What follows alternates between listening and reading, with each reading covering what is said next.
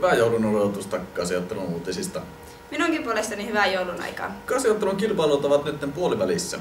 Vuoden 2011 viimeinen osakilpailu käytiin Piparkakkutalon rakentamisessa, jossa toisistaan mittaattivat joukkueiden kapteenit. Kilpailu käytiin 1. joulukuuta opiskelijaravintola Foxissa, jossa talot rakentuivat yleisöltä suojassa. Tässä seuraavaksi koostetta tapahtumapaikalta. Kuulemma. Ja näin! Nyt on täälläkin puolella talo kasassa kattoon paikalla. Aplodia tännekin. Se on vähän niin kuin oikeassa talonrakennuksessakin. Kaikki peitetään, mikä ei jää näkyviin, niin pakki. Noniin, katoppa.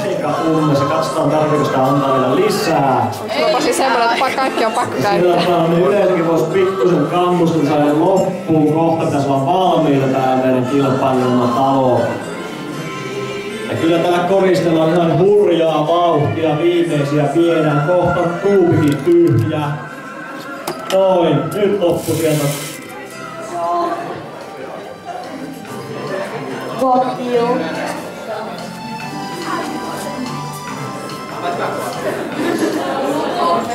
Joulupukki, valkopartaa vanha lukki. Keikka tanssaa, paina selkää, käypä tänne emme pelkää.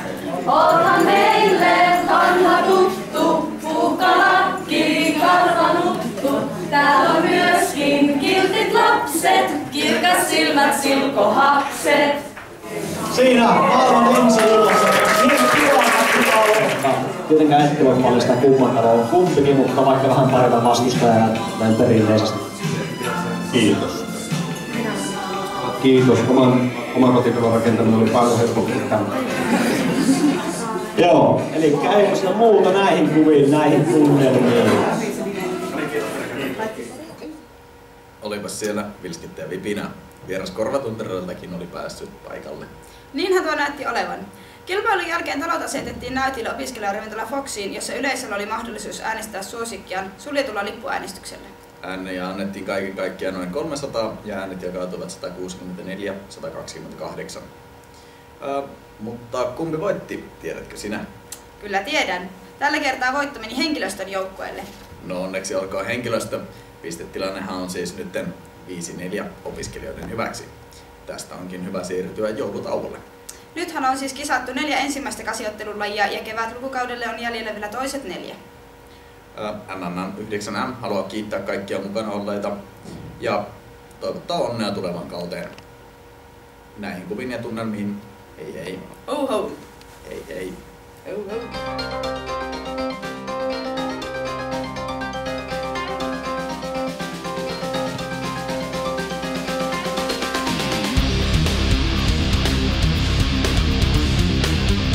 Onnistuneet epäonnistuneet otokset. Kasiottelun uutisista, hyvää päivää. Keskiviikkona Ei, siis en muista tätä. Alkoi kaja. Kilpailu käytiin 3 osassa.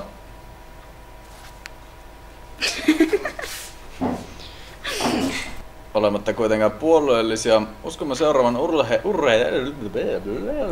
Minä haluaisin nyt kertoa. I'd like to tell now that age. Sählyottelu ja Piparkakkutalon rakentamiskilpailu. En ole yhtään harjoitellut tätä, koska En minäkään.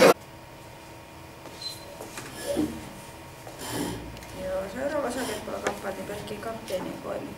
Kapteenin tehtävänä oli rakentaa ja koristella Piparkakkutalot. Toista käytiin opiskelijaravintola Foxissa 1. päivä joulukuuta.